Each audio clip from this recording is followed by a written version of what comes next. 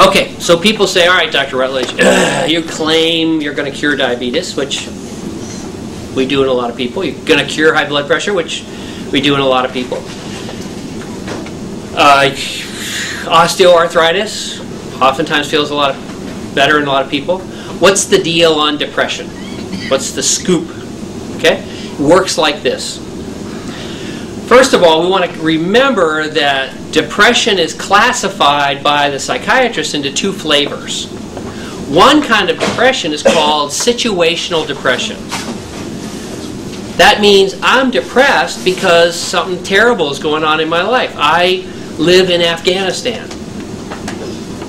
I put all of my retirement money into Lehman Brothers and real estate in Nevada.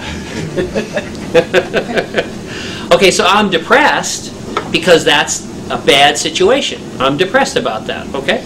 That's called situational depression. Now, there are other kinds of depression where you're sad even though you could have the world on a string. You could be rich and famous, and you think of like these fabulously wealthy movie personalities, Marilyn Monroe, and they have the world. They're rich. People like them, and they still kill themselves because they're depressed. Well, that doesn't make any sense because it's not the situation, and that's where we think maybe something chemical is going on in the brain, and that's where they talk about the antidepressants that affect serotonin, a chemical in the brain, like Prozac and Zoloft and Paxil and things like that. Okay? Now, with understanding those two things, let me tell you about my average patient. My average patient is a 39-year-old woman who weighs 300 pounds who has diabetes and high blood pressure. Now, we have heavier and lighter and men besides that and older and younger, but that person could be depressed because of her situation. She's taken diabetes medicines. She's having to stick her finger to measure her blood sugar.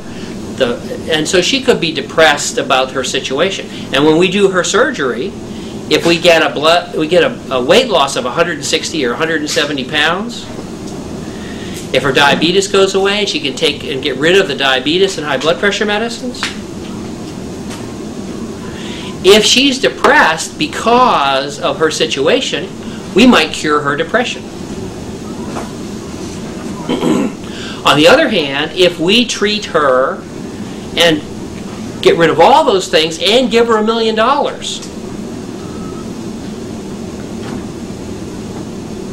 if she has that other kind of what we call clinical depression, we still might not make her happy. She's going, oh, I was kind of hoping to get $2 million. You can't make somebody happy with external things if they have this other thing called clinical or non-situational depression. So, what do we say, back to your question, what do we say you should do with your antidepressant type medicines after our surgery? One is don't stop them.